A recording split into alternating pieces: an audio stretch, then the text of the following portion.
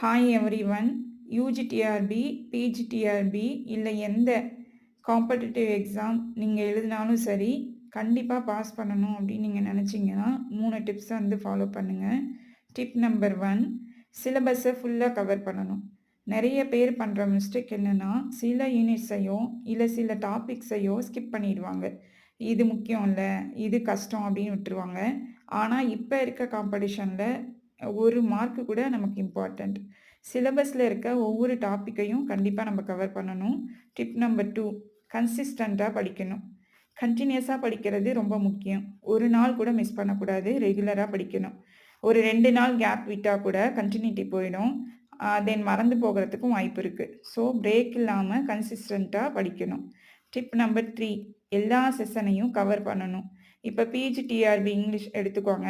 Major English மட்டும் நம்ம படித்தா பத்தாது.